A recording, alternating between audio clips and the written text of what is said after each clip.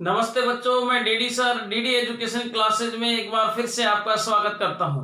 बच्चों, हमारे चल रहा था पाठ प्रकाश। पाठ क्या चल रहा था हमारे? प्रकाश। और प्रकाश में मुख्य रूप से हमने जिस टॉपिक का अध्ययन किया था वो टॉपिक था हमारे पास में परावर्तन का घटनाक्रम। परावर्तन का घटनाक्रम। और परावर्तन के घटनाक्रम में मुख्य रूप से फोकस करके हमने पढ़ा था दर्पण के बारे में। सबसे पहले हम पढ़ते हैं परावर्तन किसे कहते हैं, परावर्तन की डेफिनेशन।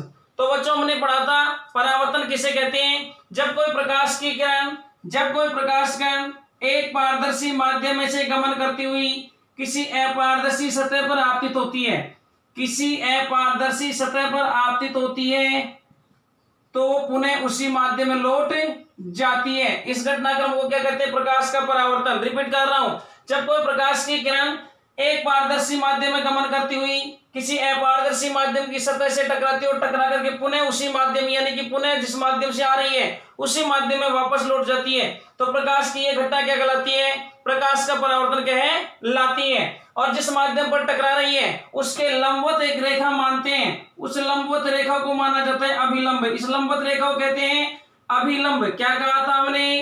अभिलंब। ठीक है बच्चों। और जो प्रकाश की किरण प्रकाश स्रोत से, माना कोई यह प्रकाश स्रोत है, कोई वस्तु है, प्रकाश स्रोत या कोई क्या है? वस्तु है। जो प्रकाश की किरण प्रकाश स्रोत से निकल करके किसी माध्यम पर जाकर के गिरती है, किसी पृष्ठ पर जाकर टकरा रही है, उस प्रकाश की किरण को आपतित किरण कहते हैं। क्या पढ़ा था हमने? इस किरण को क्या बोलेंगे? आपतित किरण। क्या कहते हैं बच्चों? आपतित किरण। और टकराने के पश्चात परावर्तन की घटना होगी। यह कौन सी घटना होगी? परावर्तन की घटना होगी। और परावर्तनिक घटना के पश्चात जब ये किरण निकल करके जाती है, इस किरण को क्या बोलेंगे? परावर्तित किरण। परावर्तित किरण किस नाम से जानते हैं? परावर्तित किरण के नाम से जानते हैं। और बच्चों, मैंने बताया था आपको आपतित किरण का अभिलंब के साथ बनने वाला कोण, आपतित किरण का अभिलंब के साथ बनने वाला ये कोण क्या कहलाता है? आपतन कोण कहलाता है। आपतन कोण कहलाता है। और परावर्तित किरण का अभिलंब के साथ बनने वाला कोण क्या कहलाएगा? परावर्तन कोण कहलाता है। क्या कहलाएगा? परावर्तन कोण कहलाता है। तो ये परावर्तन के बारे में जानकारी थी, जनरल जानकारी थी। परावर्तन के बारे में जनरल जानकारी क्या थी? जब कोई प्रकाश की किरण एक पारदर्शी माध्यम गमन करती हुई किसी अपारदर्शी माध्यम की पृष्ठ से टकराती है और टकरा करके उसी माध्यम वापस लौट जाती है, तो प्रकाश का यह घटनाक्रम प्रकाश का परावर्तन कहलाता है। जो प्रकाश की किरण किसी प्रकाश स्रोत से निकल करके जाती है उस प्रकाश की किरण को किस नाम जानते हैं? आपतित किरण के नाम से जानते हैं, जो किसी पृष्ठ पर जाकर के आपतित होती है। और आपतन के पश्चात प्रकाश किरण आपतित होगी, वहां परावर्तन की घटना होगी। और परावर्तनिक घटना के पश्चात पृष्ठ से जो किरण निकल करके लौटती है उस किरण को परावर्तन किरण के नाम से जानते हैं, परावर्तित किरण के नाम से जानते हैं। आपतित किरण का अभिलंब के साथ बनने वाला कोण आपतन कोण कहलाता है और परावर्तित किरण का अभिलंब के साथ बनने वाला कोण परावर्तन कोण कहलाता है। इसके बाद में देखते हैं हम, इसके बाद में नेक्स्ट बिंदु पर आते हैं, परावर्तन के प्रकार। परावर्तन के प्रकार। परावर्तन कितने प्रकार का होता है बेटा? परावर्तन दो प्रकार का होता है। कितने प्रकार का होता है? दो प्रकार का होता है। नंबर एक, नियमित परावर्तन। नियमित परावर्तन। और नंबर दो, विसरित परावर्तन। विसरित परावर्तन। नंबर एक नियमित परावर्तन और नंबर दो विसरित परावर्तन। नंबर एक देखते हैं, नियमित परावर्तन। ये कोई अपारदर्शी पृष्ठ है, यानी कि जब कोई प्रकाश की किरण किसी चिकने समतल पृष्ठ पर आपतित होती है, जब कोई प्रकाश की किरणें या किरण चिकने समतल पृष्ठ पर आपतित होती हैं तो सभी प्रकाश की किरणें एक निश्चित दिशा में परावर्तित हो जाती हैं। निश्चित दिशा में परावर्तित हो जाती हैं। इस घटनाक्रम को नियमित परावर्तन कहते हैं। इस घटनाक्रम क्या कहते हैं? नियमित परावर्तन कहते हैं। और जब प्रकाश की किरणें किसी खुरदरे पृष्ठ पर आपतित होती हैं, जब प्रकाश की किरणें किसी खुरदरे पृष्ठ पर आपतित होती हैं, किसी खुरदरे पृष्ठ पर आपतित होती हैं तो वो भिन्न भिन्न दिशाओं में परावर्तित हो जाती हैं। इस प्रकार का परावर्तन क्या कहलाता है बेटा? इस प्रकार का परावर्तन क्या कहलाएगा? विसरित परावर्तन। क्या कहलाता है इस प्रकार का परावर्तन? विसरित परावर्तन कहलाता है। नेक्स्ट पॉइंट पर आते हैं, नेक्स्ट पढ़ते हैं हम बेटा। नेक्स्ट टॉपिक आता है हमारे पास में परावर्तन के नियम। परावर्तन के नियम। परावर्तन के दो नियम होते हैं। परावर्तन के कितने नियम होते हैं? परावर्तन के दो नियम होते हैं। कौन कौन से नियम होते हैं परावर्तन के? दो। अभी अपन डायग्राम बनाते हैं, दोनों नियमों के बारे में पढ़ते हैं। ये हमने बताया था आपतित किरण। क्या बताया था? आपतित किरण। ये बताया था हमने परावर्तित किरण। परावर्तित किरण। ये बताया था हमने आपतन कोण। आपतन कोण। ये बताया था हमने परावर्तन कोण। परावर्तन कोण इसको बोलते हैं स्मॉल आई से रिप्रेजेंट करते हैं, इसको स्मॉल आर से रिप्रेजेंट करते हैं। अब पढ़ते हैं परावर्तन का पहला नियम। परावर्तन का पहला नियम कहता है आपतित किरण, अपवर्तित किरण और अभिलंब तीनों एक ही तल में होते हैं। आपतित किरण, परावर्तित किरण एवं अभिलंब तीनों एक ही तल में होते हैं। ये परावर्तन का पहला नियम। परावर्तन का पहला नियम। परावर्तन का दूसरा नियम। परावर्तन का दूसरा नियम क्या होगा? आपतन कोण तथा परावर्तन कोण दोनों का मान समान होता है, यानी कि कोण साइन आई बराबर साइन आर। साइन आई बराबर साइन आर। परावर्तन का दूसरा नियम। परावर्तन का पहला नियम आपतित किरण, परावर्तित किरण, अभिलंब तीनों एक ही तल में होते हैं। परावर्तन का दूसरा नियम आपतन कोण तथा परावर्तन कोण दोनों का मान क्या होता है? समान होता है। ये बेटा परावर्तन। इसके बाद में नेक्स्ट टॉपिक क्या रहे? दर्पण। दर्पण किसे कहते हैं? नेक्स्ट टॉपिक आ रहे हैं दर्पण किसे कहते हैं। तो दर्पण किसे कहते हैं? जब हमारे पास में कोई समतल शीशा है या कोई वक्राकार शीशा है, इसके एक पृष्ठ पर रजत पॉलिश कर देते हैं, इसके एक पृष्ठ पर रजत पॉलिश कर देते हैं, तो दूसरा पृष्ठ परावर्तक पृष्ठ के रूप में कार्य करता है। इस प्रकार निर्मित संरचना को दर्पण कहते हैं। जब कोई भी समतल शीशा या कोई वक्राकार शीशा है, उसके एक पृष्ठ पर रजत पॉलिश कर दी जाती है, तो उसका दूसरा पृष्ठ परावर्तक पृष्ठ के रूप में कार्य करता है। इस प्रकार के दर्पण, इस प्रकार की संरचना के नाम जानते हैं, दर्पण के नाम से जानते हैं। और समतल और वक्राकार पृष्ठ के आधार पर ही, समतल और वक्राकार परावर्तक पृष्ठ के आधार पर ही दर्पण दो प्रकार के होते हैं। नंबर एक होता है समतल दर्पण, नंबर एक समतल दर्पण, और नंबर दो गोलीय दर्पण। नंबर दो गोलीय दर्पण, नंबर एक समतल दर्पण, नंबर एक समतल दर्पण और नंबर दो गोलीय दर्पण। समतल दर्पण किसे कहते हैं? पहला क्वेश्चन यहीं से उठता है। समतल दर्पण किसे कहते हैं? समतल दर्पण द्वारा बनने वाले प्रतिबिंब की विशेषता बताइए। देखो बेटा, समतल दर्पण किसे कहते हैं? जब किसी समतल कांच की पट्टिका या समतल शीशे के एक पृष्ठ पर रजत पॉलिश कर दी जाती है, तो उसका दूसरा पृष्ठ एक पृष्ठ पर रजत पॉलिश कर दी जाती है, रजत पॉलिश कर दी जाती है, तो उसका दूसरे साइड का पृष्ठ परावर्तक पृष्ठ के रूप में कार्य करता है। परावर्तक पृष्ठ के रूप में कार्य करता है। इस प्रकार निर्मित दर्पण को समतल दर्पण कहते हैं। समतल दर्पण की विशेषताओं की बात करते हैं। पहले गोलीय को मिटा देते हैं, हम समतल की विशेषताओं की बात करते हैं। समतल दर्पण द्वारा निर्मित प्रतिबिंब की क्या क्या विशेषताएं होंगी? पहली विशेषता, समतल दर्पण द्वारा बनने वाला प्रतिबिंब, समतल दर्पण द्वारा बनने वाला प्रतिबिंब आभासी एवं सीधा होता है। आभासी एवं सीधा होता है। बनने वाला प्रतिबिंब समतल दर्पण द्वारा, समतल दर्पण से बनने वाला प्रतिबिंब आभासी व सीधा होता है। आभासी व सीधा होता है। नंबर दो, जितनी दूरी पर दर्पण के बाहर की ओर, जितनी दूरी पर दर्पण के सामने, समतल दर्पण के सामने वस्तु स्थित होती है, दर्पण के पीछे ठीक उतनी ही दूरी पर प्रतिबिंब का निर्माण होता है। समतल दर्पण द्वारा बनने वाला प्रतिबिंब बिंब के समान होता है, बिंब के समान होता है।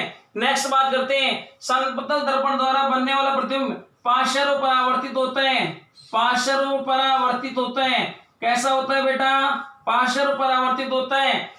पार्श्व परावर्तन का मतलब यानी कि वस्तु का दायां भाग प्रतिबिंब का बायां भाग दिखाई देता है, वस्तु का बायां भाग प्रतिबिंब का दायां भाग दिखाई देता है। इस घटनाक्रम को पार्श्व परावर्तन के नाम से जानते हैं। हम भी देखते हैं कि जिस प्रकार से हम दर्पण समतल दर्पण के सामने खड़े हुए हैं, हमारे इस हाथ के अंदर जैसे दो मार्कर्स दिखाई दे रहे हैं, तो हम मिरर में देखेंगे तो वो इधर वाले हाथ में दिखाई देंगे, उसके इधर वाले हाथ में दिखाई देंगे। तो इसमें देखें हम, तो हमारा किस प्रकार का हाथ है, इस प्रकार से ये कौन सा हाथ है? हमारा दायां हाथ है, उसके किस हाथ में दिखाई देंगे? इसके सामने ही दिखाई देंगे, और इधर मुंह होगा, हमारी तरफ मुंह होगा, तो बाएं हाथ में दिखाई देते हैं। ये घटनाक्रम क्या है बेटा? पार्श्व परावर्तन, पार्श्व परावर्तन। तो ये क्या थी? समतल दर्पण की विशेषताएं। किसकी विशेषताएं थी? समतल दर्पण की विशेषताएं। इसके बाद हम देखते हैं गोलीय दर्पण। इसके बाद क्या देखते हैं? गोलीय दर्पण। इन सब चीजों के बारे में गोलीय दर्पण जो मैं बताने जा रहा हूं, जो आपको बता रहा हूं, इन सब के बारे में हम पढ़ चुके हैं। ये रिवीजन क्लास चल रही है। क्या चल रही है? रिवीजन क्लास चल रही है। सबसे पहले गोलीय दर्पण की परिभाषा। गोलीय दर्पण की परिभाषा, जब किसी वक्राकार कांच के एक पृष्ठ पर, या बोल सकते सिंपल वे में सिंपल डेफिनेशन देना चाहिए, तो वह दर्पण जिसका परावर्तक पृष्ठ गोलीय हो, वह दर्पण जिसका परावर्तक पृष्ठ गोलीय हो या परावर्तक पृष्ठ वक्राकार हो, तो इस प्रकार का दर्पण क्या कहलाते हैं? गोलीय दर्पण कहलाते हैं। लेकिन देखो बेटा, हम देख रही हैं, मान लीजिए ये कोई वक्राकार पृष्ठ है, ये कोई वक्राकार कांच है या वक्राकार शीशा है, तो इस वक्राकार भाग में भी हम दो भाग देखते हैं। बाहर की ओर उभरा हुआ होता है, वो उत्तल भाग कहलाता है। क्या कहलाता है? उत्तल भाग कहलाता है। और अंदर की ओर वक्राकार होता है, वह अवतल कहलाता है। क्या कहलाते हैं? अवतल भाग कहलाते हैं। तो देखो बेटा, गोलीय दर्पण के अंदर हमको, गोलीय दर्पण जब बना रहे हैं किसी भी वक्राकार शीशे से या वक्राकार कांच से, जब हम गोलीय दर्पण का निर्माण कर रहे हैं, तो ऐसी स्थिति में हमको दो भाग दिखाई दे रहे हैं। एक तो उत्तल भाग दिखाई दे रहा है जो बाहर की ओर उभरा हुआ है, और दूसरा अवतल भाग दिखाई दे रहा है जो अंदर की ओर वक्राकार है। जब इसके उत्तल भाग पर हम पॉलिश कर देंगे, तो ऐसी स्थिति के अंदर उत्तल भाग तो परावर्तक पृष्ठ के रूप में कार्य करेगा नहीं। कौन सा भाग करेगा? अवतल भाग करेगा। तो दर्पण क्या कहलाएगा? अवतल दर्पण कहलाएगा। यानी कि अवतल दर्पण किसे कहते हैं? वह गोलीय दर्पण जिसका अंदर की ओर वक्राकार भाग या जिसका अवतल भाग परावर्तक पृष्ठ के रूप में कार्य करता है, उसे अवतल दर्पण कहते हैं। लेकिन ऐसी स्थिति में, जैसे ये काटा हमने, अंदर की ओर वक्राकार भाग पर पॉलिश कर दी हमने, अंदर की ओर वक्राकार भाग पर क्या कर दी? पॉलिश कर दी। तो बाहर की ओर उभरा हुआ भाग यानी कि उत्तल भाग किसका काम कर रहा है? परावर्तक पृष्ठ के रूप में कार्य कर रहा है। तो इस प्रकार का दर्पण क्या कहलाएगा बेटा? उत्तल दर्पण कहलाता है। क्या कहलाता है? उत्तल दर्पण कहलाता है। इस प्रकार परावर्तक जो पृष्ठ है, यदि अवतल या उत्तल पृष्ठ पर किस भाग पर हम पॉलिश कर रहे हैं, किस भाग पर, इसके आधार पर, या कौन सा भाग परावर्तक पृष्ठ के रूप में कार्य कर रहा है, इस आधार पर गोलीय दर्पण भी दो प्रकार के होते हैं। एक हमारे पास में अवतल दर्पण होता है, दूसरा कौन सा होता है? उत्तल दर्पण होता है। ठीक है बेटा, आप, मेरे को लगता है आपकी बात समझ में आई होगी, क्योंकि हम इस चीज को पहले पढ़ चुके हैं। दूसरी बात और निकल करके आती है यहाँ पर। क्या बात होती है बेटा? हमने पढ़ा था कि जो अवतल दर्पण है, कि जो अवतल दर्पण है, अवतल दर्पण को अभिसारी दर्पण भी कहते हैं। अभिसारी दर्पण भी कहते हैं। अवतल को अभिसारी दर्पण भी कहते हैं, और उत्तल दर्पण को अपसारी दर्पण भी कहते हैं। अपसारी दर्पण भी कहते हैं। अवतल को अभिसारी क्यों कहते हैं और उत्तल को अपसारी क्यों कहते हैं, ये बात यहां से समझ में आ जाएगी। ये मुख्य अक्ष है बेटा, ये मुख्य अक्ष है। ये क्या हो गया? इसका ध्रुव हो गया। ये क्या हो गया? इसका ध्रुव हो गया। और ये क्या हो गया? यहाँ पर इसका वक्रता केंद्र यहाँ हो गया, इसका मुख्य फोकस। हमने एक बात पढ़ी थी, जब कोई प्रकाश की किरणें मुख्य अक्ष के समांतर चलकर अवतल दर्पण पर आपतित होती हैं, तो ये इन किरणों को एक बिंदु पर मिला देता है, एक बिंदु पर इकट्ठा कर देता है, और इसीलिए अवतल दर्पण को अभिसारी दर्पण भी कहते हैं। दोबारा से रिपीट करता हूं डेफिनेशन। अवतल दर्पण को अभिसारी दर्पण क्यों कहते हैं? क्योंकि जब कोई प्रकाश की किरणें मुख्य अक्ष के समांतर चलकर अवतल दर्पण पर आपतित होती हैं, तो परावर्तन के पश्चात वह परावर्तित किरणों को मुख्य अक्ष के एक बिंदु पर इकट्ठा कर देता है, और इकट्ठा करने का मतलब अभिसारी करना, इसलिए अवतल दर्पण को अभिसारी दर्पण भी कहते हैं। नेक्स्ट बिंदु पर आता हूं बेटा, उत्तल दर्पण को अपसारी दर्पण क्यों कहते हैं? उत्तल को अपसारी दर्पण क्यों कहते हैं? क्योंकि जब कोई प्रकाश की किरणें मुख्य अक्ष के समांतर चलकर उत्तल दर्पण पर आपतित होती हैं, तो परावर्तन के पश्चात वह उन्हें दूर दूर फैला देते हैं और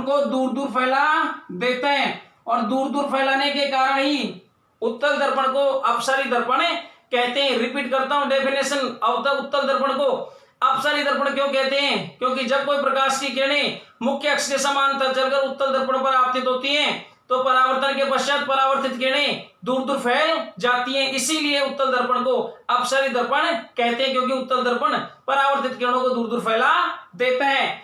नेक्स्ट बिंदु पर आते हैं बेटा, नेक्स्ट बिंदु हमने पढ़ा था दर्पण से संबंधित परिभाषाएं। दर्पण से संबंधित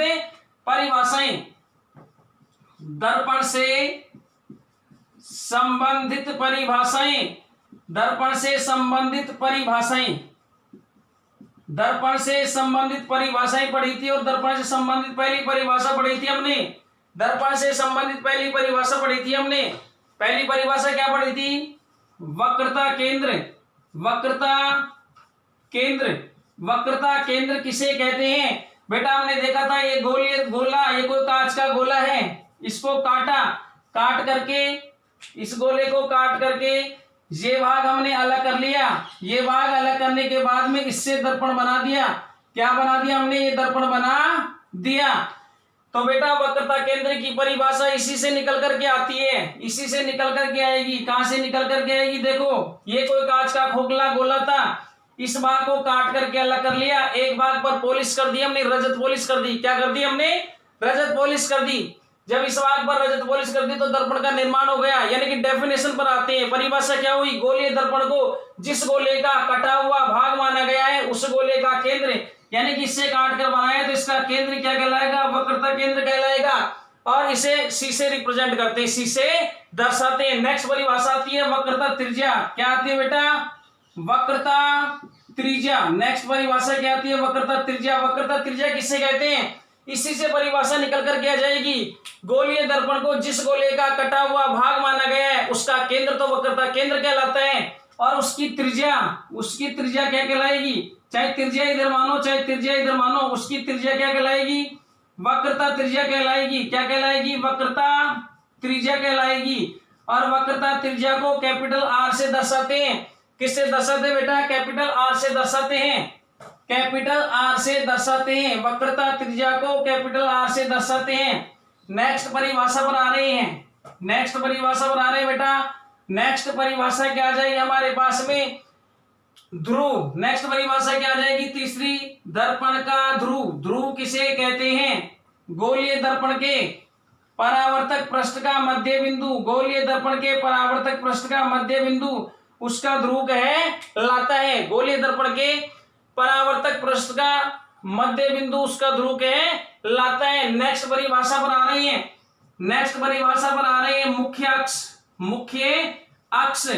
अक्ष किसे कहते हैं बेटा? मुख्य अक्ष आपने पढ़ रखा है। मुख्य अक्ष किसे कहते हैं? गोलीय दर्पण का ये वक्रता केंद्र है, ये तो क्या इसका वक्रता केंद्र है, और ये क्या इसका ध्रुव को उससे दर्शाते हैं। ध्रुव को किससे दर्शाते हैं? ओ से दर्शाते हैं। वक्रता केंद्र और ध्रुव को मिलाने वाली काल्पनिक रेखा, वक्रता केंद्र और ध्रुव को मिलाने वाली काल्पनिक रेखा क्या कहलाती है बेटा? मुख्य अक्ष कहलाती है। क्या कहलाती है? मुख्य अक्ष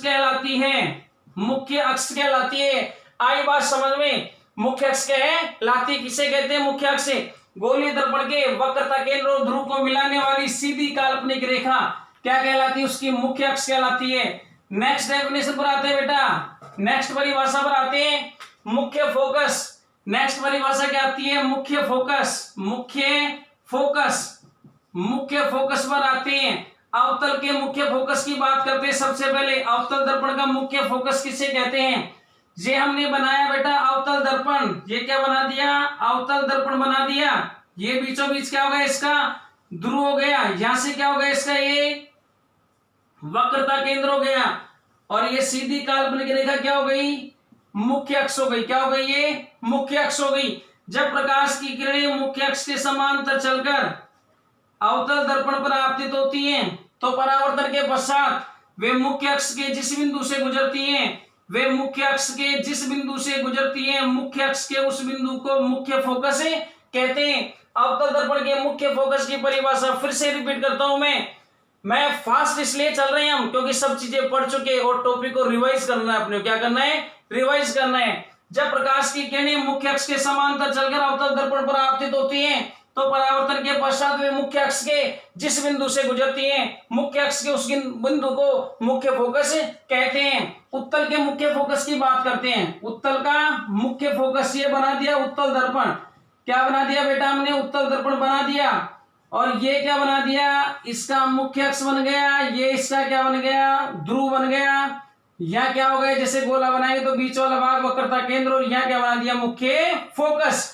ध्यान रखने वाली बात, नोट करने वाली बात, अवतल दर्पण का मुख्य फोकस बाईं ओर होता है, उत्तल दर्पण का मुख्य फोकस है दाईं ओर होता है, क्योंकि इसका गोला इधर बन रहा है, इसलिए वक्रता केंद्र इधर और मुख्य फोकस भी इधर। मुख्य फोकस को कैपिटल एफ से रिप्रेजेंट करते हैं। जब प्रकाश की किरणें मुख्य अक्ष के समांतर चलकर उत्तल दर्पण पर आपतित होती है, किस पर आपतित हो रही है? उत्तल दर्पण पर आपतित होती है, तो परावर्तन के पश्चात वे मुख्य अक्ष के एक बिंदु से या वो अपसारित हो जाती हैं। जब उन किरणों को पीछे की ओर बढ़ाया जाता है, जब उन किरणों को पीछे की ओर बढ़ाया जाता है तो वे मुख्य अक्ष के एक बिंदु से आती हुई प्रतीत होती हैं। मुख्य अक्ष के एक बिंदु से आती हुई प्रतीत होती है। मुख्य अक्ष के उस बिंदु को मुख्य फोकस कहते हैं। इसमें मुख्य अक्ष के बिंदु से परावर्तित किरणें गुजरती हैं, इसमें अपसारित किरणें एक बिंदु से आती हुई प्रतीत होती हैं, क्योंकि इसका मुख्य फोकस वास्तविक इसका मुख्य फोकस है, आभासी इसका मुख्य फोकस बाईं ओर होता है और उत्तल का मुख्य फोकस दाईं ओर होता है। ये इंपॉर्टेंट बात है, ये इंपॉर्टेंट बात है, ध्यान रखने वाली बात है। तो ये मुख्य फोकस की परिभाषा बेटा, दोनों के मुख्य फोकस की परिभाषा हो गई। इन बातों को पहले पढ़ चुके हैं। ये रिवीजन क्लास हमारी, ये क्या है? रिवीजन क्लास है, इसलिए हम थोड़ा सा फास्ट चल रहे हैं। और इसके बाद में नेक्स्ट टॉपिक आता है हमारे पास में, नेक्स्ट टॉपिक आता है हमारे पास में, इसके बाद में नेक्स्ट टॉपिक आता है हमारे पास में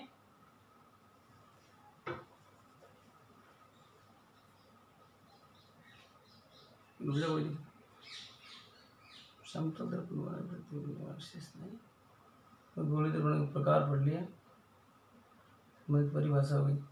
इसके बाद में नेक्स्ट टॉपिक आता है, इसके बाद में नेक्स्ट टॉपिक आता है बेटा कार्तीय चिन्ह परिपाटी। क्या आता है नेक्स्ट टॉपिक? कार्तीय चिन्ह परिपाटी। कार्तीय चिन्ह है परिपाटी, कार्तीय चिन्ह परिपाटी। कार्तीय चिन्ह परिपाटी क्या है बेटा? समझने की कोशिश करते हैं। कोई सा भी दर्पण मान लिया अपन ने, ये मान लिया ये कौन सा दर्पण है हमारे पास में? अवतल दर्पण बना दिया हमने, ये मुख्य अक्ष बना दिया, ये क्या हो गया? इसका ध्रुव हो गया, ये इसका वक्रता केंद्र हो गया, और ये क्या हो गया? इसका मुख्य फोकस हो गया। देखो बेटा कार्तीय चिन्ह परिपाटी क्या कहती है? ध्रुव को मूल बिंदु मानती है। ध्रुव को क्या मानती है? मूल बिंदु। कार्तीय चिन्ह परिपाटी के अनुसार पहली बात यही, ध्रुव को क्या माना जाता है? मूल बिंदु माना जाता है। ध्रुव को मूल बिंदु माना जाता है। बिंब को बाईं ओर रखा हुआ माना जाता है। आपतित प्रकाश की दिशा, आपतित प्रकाश की दिशा, आपतित प्रकाश की दिशा हम बेटा डायग्राम बना लेते हैं। ये हम बोलेंगे बाईं ओर की दूरियां या बाईं ओर की दूरी, बाईं ओर की दूरी ये किस प्रकार से दर्शा देंगे हम? ऋणात्मक। ठीक है, ये इस प्रकार से दर्शा दे ऋणात्मक, और ये दाईं ओर की दूरियां, दाईं ओर की दूरियां धनात्मक। ये मुख्य अक्ष के ऊपर की दूरी, मुख्य अक्ष के ऊपर की दूरी, ऊपर की ओर ऊंचाई, ऊपर की ओर ऊंचाई, और ये नीचे की ओर ऊंचाई, नीचे की ओर ऊंचाई। देखो बेटा अब इसमें रिपीट करके मैं बोलता हूं।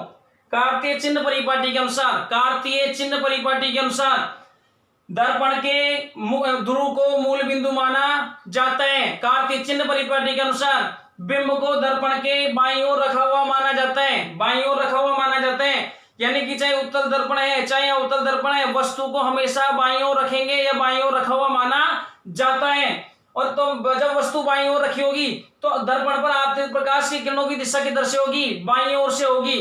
कार्तीय चिन्ह परिपाटी के अनुसार बाईं ओर की जितनी भी दूरियां मापी जाएंगी वो किस रूप में मापी जाएंगी बेटा, ऋणात्मक मान के रूप में मापी जाती है। यानी कि माइनस एक्स अक्ष के अनुदिश जितनी भी दूरियां मापी जाएंगी वो ऋणात्मक मान के रूप में मापी जाती हैं।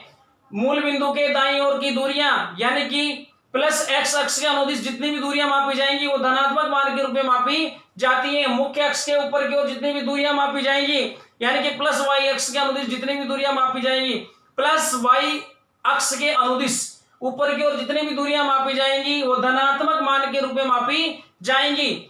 मुख्य अक्ष के नीचे की ओर यानी कि माइनस वाई अक्ष के अनुदिश जितनी भी दूरियां मापी जाएंगी वो ऋणात्मक मान के रूप में मापी जाएंगी। यह है कार्तीय चिन्ह परिपाटी जो हमारे को चिन्हों का ज्ञान करवाती है।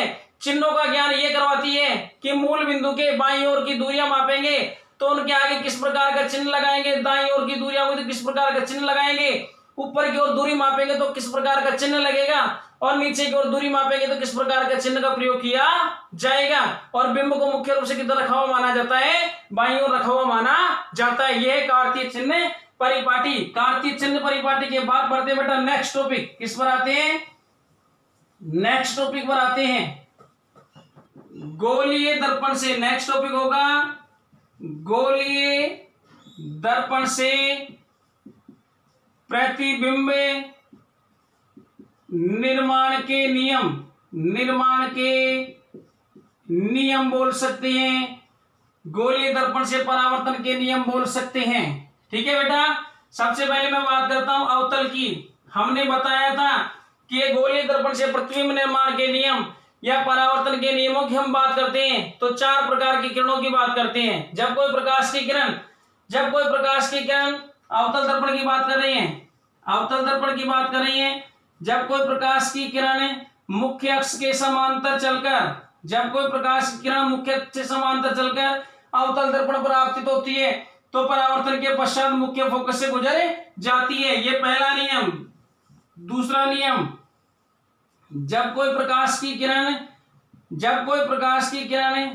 अवतल दर्पण के, दूसरा नियम बोल रहे हैं जब कोई प्रकाश किरण अवतल दर्पण के मुख्य फोकस से गुजरकर अवतल दर्पण पर आपतित होती है तो परावर्तन के पश्चात वह मुख्य अक्ष के समांतर हो जाती है। इसका तीसरा नियम बोलता हूं बेटा, जब कोई प्रकाश की किरण, ये बना दिया इसका ध्रुव, ये क्या बना दिया इसका ध्रुव ओ बना दिया, ये बना दिया इसका वक्रता केंद्र, ये बना दिया इसका मुख्य फोकस।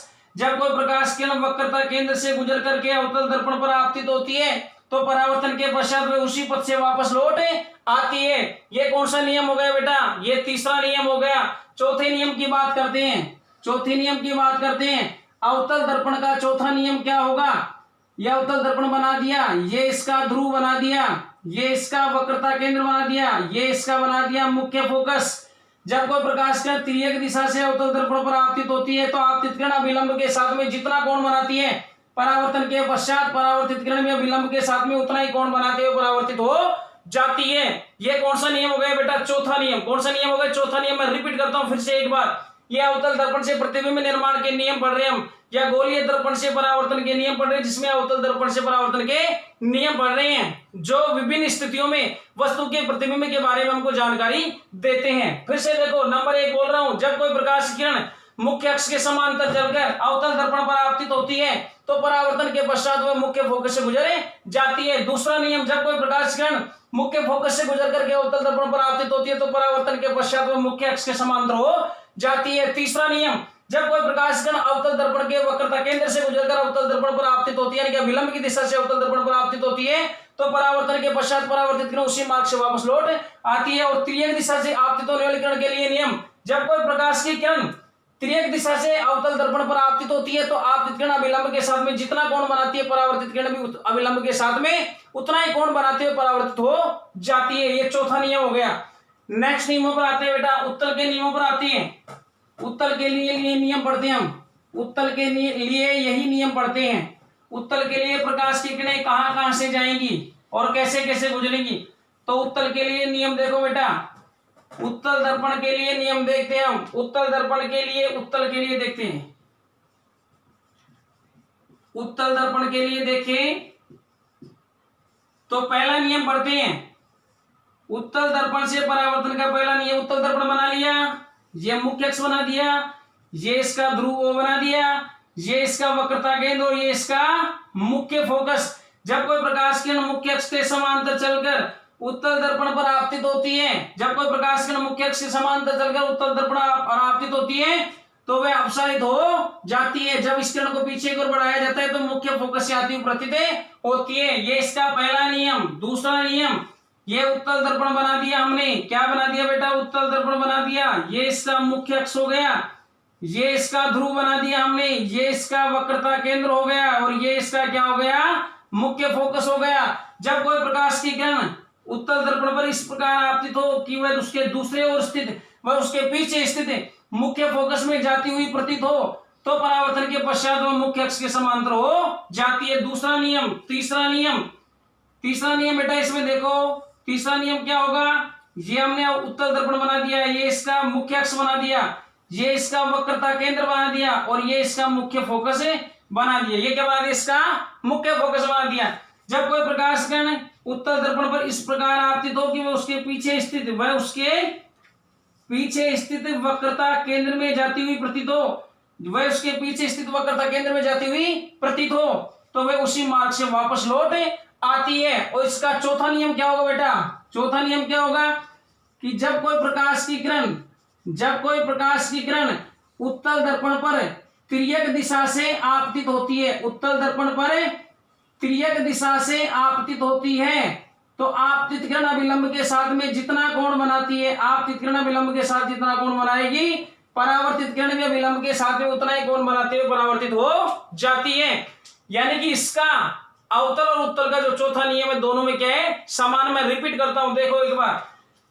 पहला नियम, उत्तल दर्पण से प्रतिबिंब निर्माण के लिए किरण आरेख नियम है या गोलीय दर्पण से परावर्तन के नियम है। पहला नियम क्या है, जब कोई प्रकाश किरण मुख्य अक्ष के समांतर चलकर उत्तल दर्पण पर आपतित होती है तो परावर्तन के पश्चात वह अपसारित हो जाती है। जब इस किरण को पीछे की ओर बढ़ाया जाता है तो मुख्य फोकस से आती हुई प्रतीत होती है। दूसरा नियम, जब कोई प्रकाश किरण उत्तल दर्पण पर इस प्रकार आपतित हो कि वह उसके पीछे स्थित मुख्य फोकस में जाती हुई प्रतीत हो, उसके दाईं ओर स्थित मुख्य फोकस में जाती हुई प्रतीत हो तो परावर्तन के पश्चात वह मुख्य अक्ष से समांतर हो जाती है, कि पीछे नहीं जाती, ये मुख्य अक्ष से समांतर हो जाती है। जब कोई प्रकाश किरण, तीसरा नियम, जब कोई प्रकाश किरण उत्तल दर्पण पर इस प्रकार आपतित हो कि वह उसके पीछे स्थित वक्रता केंद्र में जाती हुई प्रतीत हो तो परावर्तन के पश्चात वह उसी मार्ग से वापस लौट आती है। और चौथा नियम, जब कोई प्रकाश किरण तिर्यक दिशा से उत्तल दर्पण पर आपतित होती है, तिर्यक दिशा से उत्तल दर्पण पर आपतित होती है, तिर्यक दिशा से उसके ध्रुव पर आपतित होती है तो आपतित किरण अभिलंब के साथ में या मुख्य अक्ष के साथ में जितना कोण बनाती है परावर्तन के पश्चात परावर्तित किरण भी मुख्य अक्ष के साथ उतना ही कोण बनाती है, परावर्तित हो जाती है। ये बेटा नियम थे, ये कहते हैं नियम थे।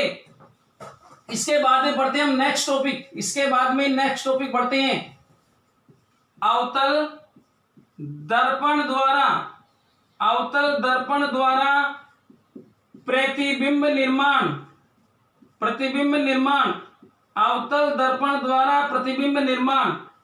अवतल दर्पण द्वारा प्रतिबिंब निर्माण में सबसे पहले पढ़ते हैं जब कोई वस्तु अनंत पर स्थित हो, जब कोई वस्तु कहां स्थित हो, अनंत पर स्थित हो। हमने अवतल दर्पण बनाया, पहले स्थितियों के बारे में जानने से पहले कहां पहुंच रहे हो, किस दर्पण का नाम ले रहा है, वो दर्पण बनाना है, मुख्य अक्ष बनाना है, वक्रता केंद्र बनाना है, मुख्य फोकस बनाना है, उसका ध्रुव बनाना है, उसके बाद वस्तु को रखना है, वस्तु कहां रखी हुई है। ये मुख्य अक्ष बन गया, इसके बाद में ये क्या हो, उसका ध्रुव हो गया, ये इसका वक्रता केंद्र हो गया, ये इसका मुख्य फोकस हो गया। जब अनंत पर हो, कहां वस्तु अनंत पर हो, अनंत पर रखी हो, वस्तु कहां रखिए, अनंत पर। तो जब कोई प्रकाश जब कोई वस्तु अनंत पर रखी हो, प्रकाश की किरणें समांतर आती हैं, इस प्रकार से आती हैं और कहां से गुजरेंगी, ये फोकस से गुजरेंगी, दोनों प्रकार की किरणें यहां से गुजरेंगी। क्योंकि इसके लिए बाकी सभी नियम, प्रकाश की किरणें अनंत से दर्पण तक आते आते क्या हो जाती है, मुख्य अक्ष से समांतर हो जाती है। यानी कि प्रतिबिंब कहां बनेगा, अवतल दर्पण में जब कोई वस्तु अनंत पर होगी तो प्रतिबिंब कहां बनेगा, मुख्य फोकस पर बनेगा। साइज कैसा होगा, अत्यधिक छोटा या बिंदुवत, अत्यधिक छोटा या बिंदुवत। प्रकृति कैसी होगी, किरणें वास्तव में काट रही है, क्या काट रही है वास्तव में, तो बनने वाला प्रतिबिंब कैसा होगा, वास्तविक होगा। और बेटा कैसा होगा, उल्टा होगा। दूसरे बात करते हैं, दूसरी स्थिति की बात करते हैं। दूसरी स्थिति क्या होगी, जब कोई वस्तु कहां रखी हुई हो, अभी तो अनंत पर थी, अभी तो कहां थी, अनंत पर थी। ये हमने बना दिया वक्रता केंद्र, और ये क्या बना दिया, मुख्य फोकस। अब जब कोई वस्तु कहां रखी हो, अनंत वक्रता केंद्र से परे रखी हो, कहां रखी हो, वक्रता केंद्र से परे रखी हो, या इसको बोल सकते हैं अनंत व वक्रता केंद्र के मध्य रखी हो। तो पहला नियम लगाते हैं और चौथा नियम लगाते हैं। कोई सा भी दो नियम लगाने हमको, क्योंकि दो परावर्तित किरणें काटेंगे एक दूसरे को, तो हमको प्रतिबिंब प्राप्त हो जाएगा। लेकिन ये हम पहला और चौथा काम में ले रहे हैं। देखो बेटा, पहला नियम, मुख्य अक्ष के समांतर किरण जाकर टकराती है तो कहां से गुजरेगी, ये मुख्य फोकस से गुजर जाती है। कहां से गुजर जाती है, मुख्य फोकस से गुजर जाती है। चौथा नियम लगाया, आपतित किरण जितना कोण बना रही है, परावर्तित किरण भी उतना ही कोण बनाते हुए परावर्तित हो जाती है। परावर्तित हो गई बेटा, कई प्रकाश किरणें काटी, क्या परावर्तित किरणें काट रही है, कहां काट रही है, यहां काट रही है। कहां काट रही है, सी व एफ के मध्य, वक्रता केंद्र और मुख्य फोकस के मध्य। यानी कि जब वस्तु वक्रता केंद्र से परे रखी है, यानी कि अनंत और वक्रता केंद्र के मध्य रखी है, अनंत और वक्रता केंद्र के मध्य रखी है, तो प्रतिबिंब कहां बनेगा, सी व एफ के मध्य बनेगा। और प्रतिबिंब का साइज कैसा होगा, दिख रहा है, बस बिंब से कैसा होगा, छोटा होगा। बिंब से कैसा होगा, छोटा होगा। वास्तव में किरणें काट रही है, क्या वास्तव में काट रहे हैं, बनने वाला प्रतिबिंब वास्तविक होगा। वस्तु को ऊपर की ओर रखा हुआ मार रहे हैं, प्रतिबिंब नीचे की ओर बन रहे हैं, इसका मतलब प्रतिबिंब कैसा बन रहा है, उल्टा बन रहा है, वास्तविक और उल्टा बन रहा है। नेक्स्ट की बात करते हैं बेटा, नेक्स्ट बिंदु पर आते हैं हम, तीसरे पॉइंट पर आते हैं, इसके तीसरे पॉइंट पर आते हैं। पहले अनंत पर थी, पहले अनंत पर थी वस्तु, फिर वक्रता केंद्र से परे आ गई, यानी कि अनंत और वक्रता केंद्र के मध्य आ गई। अब कहां रखेंगे, वक्रता केंद्र पर। कहां रखेंगे वस्तु को, वक्रता केंद्र पर। ये बना दिया अवतल दर्पण, ये बना दिया मुख्य अक्ष, ये बना दिया ध्रुव, हमने क्या बना दिया, ये ध्रुव बना दिया, ये बना दिया वक्रता केंद्र, और ये क्या बना दिया बेटा, मुख्य फोकस। जब वक्रता केंद्र पर वस्तु रखी हो तो हमने पढ़ा ही नियम, वक्रता केंद्र का प्रतिबिंब कहां बनता है, वक्रता केंद्र के ऊपर ही बनता है।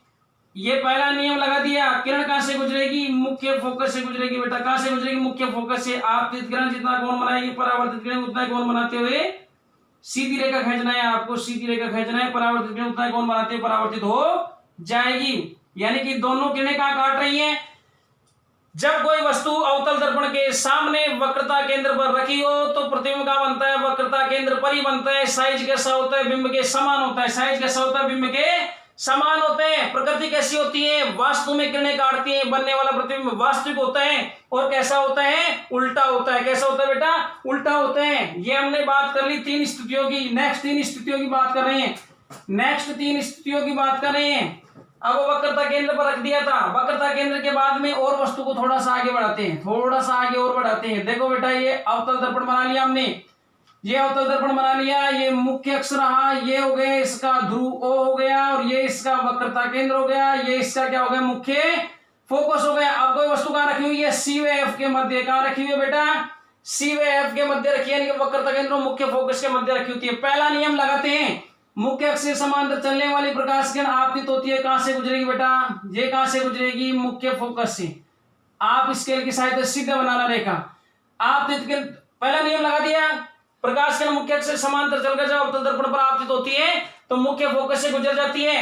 बेटा कौन सा नियम लगा रहे हैं, चौथा। कौन सा नियम लगा रहे हैं, चौथा। आपतित किरण तिर्यक दिशा से, तिर्यक दिशा से किरण, आपतित किरण जितना कोण बनाती है, परावर्तित किरण भी उतना ही कोण बनाते हुए परावर्तित हो जाती है। ये काट दी, ये कहां काटी बेटा, ये कहां काट रही है, वक्रता केंद्र से परे। कहां काट रही है, वक्रता केंद्र से परे, या बोल सकते हैं अनंत और वक्रता केंद्र के मध्य। यानी कि जब कोई वस्तु अवतल दर्पण के सामने वक्रता केंद्र और मुख्य फोकस के मध्य रखी होती है तो प्रतिबिंब कहां बनता है, वक्रता केंद्र से परे बनता है, या इसको बोल सकते हैं अनंत और वक्रता केंद्र के मध्य बनता है। साइज कैसा होता है, बिंब से बड़ा होता है बेटा। कैसा होता है, बिंब से बड़ा होता है। प्रकृति कैसी होती है, किरणें वास्तव में काट रही है तो वास्तविक होता है। और कैसा होता है, उल्टा होता है। वस्तु ऊपर की ओर रखी हुई है, प्रतिबिंब कहां बन रहे हैं, मुख्य अक्ष के नीचे की ओर बन रहे हैं। ये बेटा कौन सा पढ़ा हमने, ये पढ़ी हमने चौथी स्थिति। अब पढ़ते हैं पांचवी स्थिति। कौन सी स्थिति पढ़ते हैं बेटा, पांचवी स्थिति के बारे में चर्चा करते हैं। ये हमने अवतल दर्पण बना दिया, क्या बना दिया, अवतल दर्पण बना दिया, ये मुख्य अक्ष बना दिया। ये बना दिया हमने ध्रुव, बना दिया ओ, ये बना दिया हमने वक्रता केंद्र, क्या बना दिया वक्रता केंद्र, ये बना दिया हमने मुख्य फोकस। और वस्तु को कहां रख दिया हमने, कहां रख दिया बेटा, देखो यहाँ बीचों बीच सी और एफ के बीच में रखा था, अब हमने कहां पर रख दिया, एफ पर रख दिया, कहां रख दिया, एफ पर रख दिया। बेटा अनंत पर वस्तु जब रखी जाती है तो प्रतिबिंब एफ पर बनता है, और जब एफ पर हम रख दिए तो कहां बनेगा, जब एफ पर रख दिया, ये मुख्य अक्ष से समांतर प्रकाश किरण की गई। पहला नियम लगाते हैं, कहां से गुजरी बेटा, ये मुख्य फोकस से गुजर गई, कहां से गुजर गई, मुख्य फोकस से गुजर गई। और ये कौन सा नियम लगा दिया यहाँ पर हमने, ये लगा दिया चौथा नियम। ये आपतित किरण मुख्य अक्ष के साथ में तिर्यक दिशा से जितना कोण बना रही है, परावर्तित किरण उतना ही कोण बना रही है। ये करती हुई दिखाई नहीं दे रही है, यहाँ एक दूसरे से कटती हुई दिखाई नहीं दे रही है, लेकिन काटेंगे एक दूसरे को। ये बहुत आगे चल करके दोनों परावर्तित किरणें एक दूसरे को काटेंगे, और बहुत आगे चल करके मतलब अनंत पर काटेंगे। कहां काटेंगे बेटा, अनंत पर काटेंगे। इसका मतलब अवतल दर्पण के सामने जब कोई वस्तु मुख्य फोकस पर रखी होती है तो प्रतिबिंब कहां बनता है, अनंत पर बनता है। प्रतिबिंब कहां बनता है, अनंत पर बनता है। तो बेटा अनंत पर बन रहे हैं, और बेटा किस प्रकार की साइज बन रही है, बहुत अत्यधिक बड़ा। कैसा बन रहा है बेटा, अत्यधिक बड़ा बन रहे हैं। साथ साथ दूसरी बात करें, प्रकृति कैसी होती है, वास्तविक और उल्टा होता है। कैसा होता है, नीचे की ओर बनेगा, काटेंगे कि नहीं आगे चल करके, नीचे की ओर काटेंगे तो वास्तविक बनेगा, वास्तव में काटेंगे, और कैसा होगा, उल्टा होगा। कैसा होगा, उल्टा होगा। चौथी स्थिति की चर्चा करते हैं बेटा, पांचवी स्थिति कर रही है, और छठी स्थिति की चर्चा करते हैं। कौन सी स्थिति की, छठी स्थिति की चर्चा करते हैं। ये बिल्कुल इंपॉर्टेंट है, छठी स्थिति मोस्ट इंपॉर्टेंट है। छठी स्थिति मोस्ट इंपॉर्टेंट इसलिए है क्योंकि ये सबसे भिन्न है। ये हमने अवतल दर्पण बना दिया, ये बना दिया इसका मुख्य अक्ष बना दिया बेटा, ये बना दिया इसका वक्रता ध्रुव बना दिया, ये बना दिया इसका वक्रता केंद्र, ये बना दिया इसका मुख्य फोकस। ये मैं मेरी मर्जी से नहीं बना रहा हूं, ये हमको मैं मेरी मर्जी से नहीं बना रहा हूं। ये गोला मापना है, पहले अपने को एक फिक्स त्रिज्या का लेना है, उसके बाद फिक्स त्रिज्या होगी, फिक्स दूरी पर सी होगा, और फिक्स दूरी पर क्या होगा, एफ होगा। अब वस्तु को कहां रख रहे हैं, एफ ओ के मध्य, एफ ओ के मध्य रख रहे हैं बेटा, एफ ओ के मध्य रख रहे हैं, यानी कि मुख्य फोकस और ध्रुव के मध्य रख रहे हैं। और ये पहला नियम लगा दिया, प्रकाश किरण मुख्य अक्ष से समांतर चल कर टकरा रही है, और बेटा कहां से गुजरेगी, ये फोकस से गुजर गई। जब कोई प्रकाश की किरण है मुख्य अक्ष के समांतर चलकर अवतल दर्पण पर आपतित होती है तो परावर्तन के पश्चात वह मुख्य फोकस से गुजर जाती है। तो बेटा कहां से गुजर गई, मुख्य फोकस से गुजर गई। अब कौन सा नियम लगा रहे हैं, चौथा नियम लगा रहे हैं। कौन सा नियम लगा रहे हैं, चौथा नियम। तिर्यक दिशा से आपतित हुई और ये उतना ही कोण बनाते हुए परावर्तित हो जाती है। तो बेटा देखो ये दोनों किरणें एक दूसरे के बीच की दूरी बढ़ती जा रही है, तो आगे तो काटेंगे नहीं, आगे तो एक दूसरे को काटेंगे नहीं, क्योंकि गैप बढ़ता जा रहा है इनके बीच में। तो पीछे की ओर बढ़ा करके देखते हैं, इनको पीछे की ओर बढ़ा दिया, ये बढ़ा दिया पीछे की ओर, इसको ये बढ़ा दिया पीछे की ओर, बेटा ये काट दी, एक दूसरे को ये काट दी। प्रतिबिंब कहां बन गया बेटा, इसका प्रतिबिंब कहां बन गया इनका, दर्पण के पीछे, दर्पण के पीछे। यानी कि जब कोई वस्तु अवतल दर्पण के सामने मुख्य फोकस व ध्रुव के मध्य रखी होती है, मुख्य फोकस व ध्रुव के मध्य रखी होती है, प्रतिबिंब कहां बनता है, दर्पण के पीछे बनता है, दर्पण के पीछे बनता है। स्पेशल, ये स्पेशल गुण है इसका। अवतल दर्पण में केवल एकमात्र ऐसा प्रतिबिंब है जो पीछे को, सारे आगे बन रहे थे, पीछे बन रहा है, इसका मतलब ये मोस्ट इंपोर्टेंट है। इसके बाद में देखो बेटा दूसरी बात करते हैं साइज। साइज देखो, ये वस्तु है, ये वस्तु का साइज और ये प्रतिबिंब का साइज है, तो वस्तु प्रतिबिंब का साइज कैसा है, बिंब से बड़ा है, बिंब से कैसे बड़ा है। बाद में प्रकृति की बात करें, क्या बेटा वास्तव में किरणें काटी थी क्या, यहाँ पर वास्तव में किरणें काटी थी क्या, वास्तव में नहीं काटी। हमने डॉटेड लाइन से पीछे की ओर बढ़ाया है, और हमने पढ़ा था जब डॉटेड लाइन से प्रकाश किरणों को बढ़ाना पड़े और पीछे एक दूसरे को काटे तो बनने वाला प्रतिबिंब कैसा होगा, आभासी होगा। और ये वस्तु ऊपर की ओर मुंह है, प्रतिबिंब ऊपर की ओर बन रहा है, इसका मतलब कैसा बन रहा है, सीधा बन रहा है। ये कैसा बन रहा है, सीधा बन रहा है। तो बेटा ये सारे के सारे क्या था, अवतल दर्पण से प्रतिबिंब निर्माण, अवतल दर्पण से प्रतिबिंब निर्माण। नेक्स्ट बढ़ते हैं अपन, उत्तल दर्पण से प्रतिबिंब निर्माण। नेक्स्ट बढ़ रहे हैं बेटा, उत्तल दर्पण से प्रतिबिंब निर्माण। उत्तल दर्पण द्वारा प्रतिबिंब निर्माण, प्रतिबिंब निर्माण, उत्तल दर्पण द्वारा प्रतिबिंब निर्माण। और बेटा देखो उत्तल दर्पण द्वारा प्रतिबिंब निर्माण की स्थिति में हम देखेंगे तो उत्तल दर्पण द्वारा प्रतिबिंब निर्माण की स्थिति में केवल 2 स्थितियां रहेंगी। वहां पर 6 स्थितियां थी, यहाँ पर 2 स्थितियां रहेंगी। उसका प्रमुख कारण क्या है, क्योंकि यहाँ पर मुख्य फोकस इधर नहीं होता है, वस्तु तो बाईं ओर रखी होती है, चाहे उत्तल दर्पण है चाहे अवतल दर्पण है, लेकिन यहाँ पर इसके बाईं ओर न तो मुख्य फोकस होता है न वक्रता केंद्र होता है, इसलिए स्थितियां सिमट करके दो स्थिति पर आ जाती है। एक स्थिति अनंत पर वस्तु स्थित हो और एक कहां पर स्थित हो, अनंत में ध्रुव के मध्य कहीं पर भी स्थित हो। तो पहली स्थिति जब वस्तु कहां स्थित हो, अनंत पर। कहां स्थित हो बेटा, अनंत पर। अनंत पर स्थित हो तो क्या बनेगा, देखो ये बनाते हैं हम, अनंत पर हो तो ये बना दिया हमने उत्तल दर्पण, ये मुख्य अक्ष बन गया, ये क्या बन गया, ध्रुव बन गया, ये इसका वक्रता केंद्र हो गया और ये क्या हो गया, इसका मुख्य फोकस हो गया। जब प्रकाश किरण, ये देखो पहला नियम लगा रही है और यहाँ पर पहले ही नियम से काम चलेगा। ये प्रकाश किरण इधर अपसारित हो गई, ये प्रकाश किरण इधर अपसारित हो गई, दोनों को पीछे की ओर बढ़ाया, यहां एक दूसरे को काट रही हैं। आगे तो ये किरण इधर जा रही है परावर्तित किरण, ये किरण इधर जा रही है, अलग अलग दिशाओं में अपसारित हो रही है, इसलिए आगे तो वास्तव में किरणें काटेंगे नहीं, डॉटेड लाइन से पीछे को बढ़ाएंगे तो कहां पर काटेंगे, मुख्य फोकस पर। इसका मतलब उत्तल दर्पण में जब कोई वस्तु अनंत पर रखी हो तो प्रतिबिंब कहां पर बनता है, मुख्य फोकस पर बनता है। कहां बनता है बेटा, मुख्य फोकस पर बनता है। और साइज कैसा होगा, वही अत्यधिक छोटा बिंदुवत, क्योंकि मुख्य अक्ष से अपन ऊंचाई माप रहे हैं तो मुख्य अक्ष पर ही काट रहे हैं तो कोई ऊंचाई होगी नहीं, अत्यधिक छोटा बनेगा, बिंदुवत बनेगा। और कहां बनेगा बेटा, कहां बन रहा है, ये मुख्य फोकस पर बन रहे हैं, अत्यधिक छोटा बिंदुवत बन रहा है। प्रकृति कैसी होगी, प्रकृति होगी आभासी और सीधा। कैसा होगा बेटा, आभासी और सीधा। दूसरी स्थिति की बात करते हैं, दूसरी स्थिति की बात करते हैं, कहां पर होगा, अनंत व ओ के मध्य, अनंत व ओ के मध्य। ये बना दिया हमने उत्तल दर्पण, क्या बना दिया, उत्तल दर्पण बना दिया। ये बना दिया इसका मुख्य अक्ष, ये बना दिया बेटा इसका ध्रुव बना दिया, ये इसका वक्रता केंद्र और ये क्या बना दिया, इसका मुख्य फोकस। वस्तु मान लीजिए यहां रखी हुई है, कहीं पर भी रख दें, अनंत पर रखी थी, अनंत के अतिरिक्त कहीं भी रख दें हम। पहला नियम लगाया, पहला नियम उत्तल का, पहला नियम लगेगा किसका, लगेगा उत्तल का, क्योंकि निर्माण किसके पढ़ रहे हैं, उत्तल के पढ़ रहे हैं। ये प्रकाश की किरण अपसारित हो गई, क्या हो गया बेटा, अपसारित हो गई। कहां से आती हुई प्रतीत होगी, ये मुख्य फोकस से।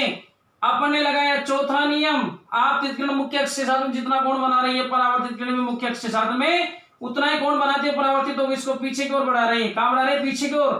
तो यहां काट दी, प्रतिबिंब कहां प्राप्त हुआ, कहां प्राप्त हुआ बेटा, ध्रुव व मुख्य फोकस के मध्य, ये बोल सकते हैं मुख्य फोकस और ध्रुव के मध्य प्राप्त होता है। जब कोई वस्तु अनंत व ओ के मध्य रखी हो, जब कोई वस्तु उत्तल दर्पण के सामने अनंत व ध्रुव के मध्य रखी हो तो प्रतिबिंब कहां बनता है, ध्रुव व मुख्य फोकस के मध्य दर्पण के पीछे की ओर बनता है। साइज कैसा होता है, बिंब से छोटा होता है। प्रकृति कैसी होती है, किरणें वास्तव में नहीं काट रही, ये किरण परावर्तित इधर जा रही है, ये परावर्तित किरण इधर जा रही है, तो परावर्तित किरणें एक दूसरे को नहीं काट रही है। जब परावर्तित किरणें नहीं काट रही है वास्तव में, तो वास्तविक तो बनेगा नहीं। दोनों किरणों को पीछे की ओर बढ़ाते हैं तो ये यहाँ काटते हैं एक दूसरे को, इसका मतलब प्रतिबिंब कैसा है, आभासीय। प्रतिबिंब कैसा है, आभासीय। वस्तु का मुंह ऊपर की ओर, प्रतिबिंब का मुंह भी ऊपर की ओर, इसका मतलब कैसा प्राप्त हो रहा है, सीधा प्राप्त होता है। तो बेटा ये क्या था, अब उत्तल दर्पण द्वारा प्रतिबिंब में निर्माण था, उत्तल दर्पण द्वारा प्रतिबिंब निर्माण पढ़ लिया। अब आते हैं हम नेक्स्ट टॉपिक। नेक्स्ट टॉपिक होगा हमारा दर्पण सूत्र व आवर्धन। दर्पण सूत्र व आवर्धन, दर्पण सूत्र व आवर्धन। सबसे पहले आता है बेटा दर्पण सूत्र। क्या आता है हमारे पास, सबसे पहले दर्पण सूत्र। दर्पण सूत्र किसे कहते हैं, देखो दर्पण सूत्र क्या होता है, 1/v प्लस 1/u बराबर 1/f, ये होता है दर्पण सूत्र। ये क्या होता है, दर्पण सूत्र। और आवर्धन क्या होता है, आवर्धन होता है m बराबर h डैश बटा h बराबर -v बटा u, ये होता है बेटा आवर्धन। अब आते हैं इनकी डेफिनेशन पर। दर्पण सूत्र की परिभाषा क्या होगी, बिंब दूरी, प्रतिबिंब दूरी तथा फोकस दूरी के मध्य संबंध दर्शाने वाला सूत्र क्या कहलाता है, दर्पण सूत्र के नाम से जाना जाता है। बिंब दूरी किसे कहते हैं, दर्पण से बिंब के बीच की दूरी, जहां पर बिंब रखा है दर्पण के सामने वहां से और ध्रुव के मध्य, ये बोल सकते हैं दर्पण के मध्य की जो दूरी होती है बिंब दूरी क्या है लाती है, और उसे यू से दर्शाते हैं। किससे दर्शाते हैं, यू से। नेक्स्ट आता है प्रतिबिंब दूरी। प्रतिबिंब दूरी किसे कहते हैं, तो बेटा दर्पण और प्रतिबिंब के बीच में कितनी दूरी है उसे क्या बोलेंगे हम, प्रतिबिंब दूरी के नाम से जानते हैं। और मुख्य फोकस और ध्रुव के बीच की दूरी को फोकस दूरी के नाम से जानते हैं। और फॉर्मूला क्या होगा, 1/v प्लस 1/u बराबर 1/f। उसके बाद बेटा आते हैं आवर्धन पर। किस पर आते हैं, आवर्धन पर। आवर्धन किसे कहते हैं, प्रतिबिंब की ऊंचाई और बिंब की ऊंचाई के मध्य अनुपात को क्या कहते हैं, आवर्धन के नाम से जानते हैं। प्रतिबिंब की ऊंचाई को h डैश से दर्शाते हैं और बिंब की ऊंचाई को h से दर्शाते हैं। यानी कि मुख्य अक्ष से कितनी ऊंचाई प्रतिबिंब की है, बटा में क्या लगाते हैं, बिंब की ऊंचाई कितनी है, दोनों का अनुपात क्या कहलाता है, आवर्धन कहलाता है। यदि इनका संबंध प्रतिबिंब दूरी व बिंब दूरी के मध्य संबंध स्थापित करें तो क्या संबंध आता है बेटा, m बराबर h डैश बटा h बराबर माइनस v बटा u। ये बेटा पूरा का पूरा घटनाक्रम जो हमने पढ़ा है, ये हमारे क्लास 10th के क्लास 10th का जो नवा चैप्टर है उसमें परावर्तन का जो घटनाक्रम था और दर्पण थे, उन दर्पणों से संबंधित जो आधा चैप्टर था वो पूरा का पूरा ये था और हमने इसका क्या किया, रिवीजन किया। क्या किया बेटा, रिवीजन किया। मैं समझता हूं आपके अच्छे से समझ में आएगा और अच्छे से इसलिए समझ में आएगा क्योंकि जो सारे टॉपिक्स मैंने रिवाइज किए, सारे टॉपिक्स जो रिवीजन के रूप में आपको समझाए हैं, वो सारे टॉपिक्स विधिवत अपने पॉइंट टू पॉइंट दिए गए हैं। प्रकाश पाठ first, second, third, fourth, fifth, sixth, seventh, eight, 9 तक दिए गए हैं आपको। ठीक है, तो इस प्रकार से कंटिन्यू दिए गए हैं। और 10वां जो पार्ट बनाया अपने प्रकाश पाठ 10, वो प्रकाश पाठ 10 पूरे के पूरा जो प्रकाश का घटनाक्रम था, प्रकाश के परावर्तन का जो सारा घटनाक्रम था, उस पर आधारित दर्पण वगैरह थे, समतल दर्पण था, गोलीय दर्पण था, उनसे संबंधित सारी जो सामग्री थी वो प्रकाश पार्ट 10 में या प्रकाश पार्ट 10th में अपन रिवीजन के रूप में पढ़े। ठीक है, नेक्स्ट टॉपिक पढ़ेंगे नेक्स्ट।